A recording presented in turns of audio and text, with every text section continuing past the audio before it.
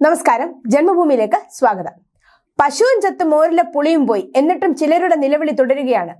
മുൻ കേരള ധനമന്ത്രി തോമസ് ഐസക്കിന്റെ നിലവിളി ഉയർന്നു കേൾക്കുകയാണ്. ഇത്തവണ പാർലമെന്റ് തെരഞ്ഞെടുപ്പിൽ ശബരിമല പോലൊരു പ്രശ്നം ഇല്ലാതിരുന്നിട്ട് കൂടി LDFന്റെ അടിത്തറയിൽ നിന്ന് ഒരു വിഭാഗം വോട്ട് BJPയിലേക്ക് പോയെന്ന് CPM കേന്ദ്ര കമ്മിറ്റി അംഗം തോമസ് ഐസക്. CPM വിവിധ തലങ്ങളിൽ BJP വോട്ട് പോയതിനെ കുറിച്ച് ചർച്ച നടത്തുന്നതിനിടെയാണ് ഐസക്കിന്റെ ഫേസ്ബുക്ക് പോസ്റ്റ്. 2019 അപേക്ഷിച്ച് 3.64% ഉയർന്ന് 19.2%.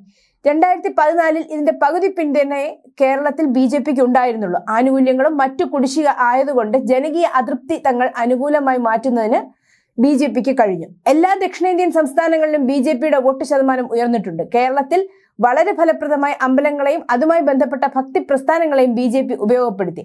അമ്പലങ്ങളും ആരാധനാലയങ്ങളുമായി ബന്ധപ്പെട്ട സമിതികളിൽ നിന്നും മറ്റും പാർട്ടി നേതാക്കളും അംഗങ്ങളും പിന്മാറിയത് ഇവ വരുതിയിലാക്കാൻ RSSന് സഹായമായി.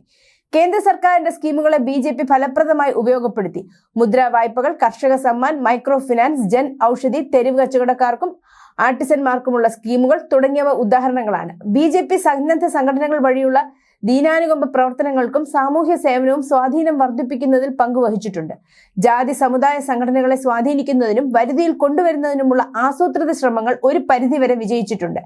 NSS നേതൃത്വം RSSനെ അകറ്റി നിർത്തുന്നുണ്ടെങ്കിലും കരയോഗങ്ങളിൽ വലിയൊരു പങ്ക് RSS നിയന്ത്രണത്തിലാണ്.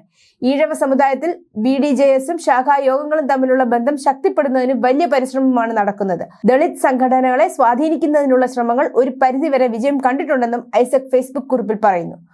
ഒരു മാസം മുമ്പ് വന്ന ഇലക്ഷൻ ഫലത്തിന് BJP ജയിച്ചേ എന്ന നിലവിളി ശബ്ദം തോമസ് ഐസക് ഇടുന്നത് മുഖ്യമന്ത്രി പിണറായി വിജയനെതിരെ വിവിധ ജില്ലാ കമ്മിറ്റികളിൽ വിമർശനം ഉയർന്ന സാഹചര്യത്തിലാണ്.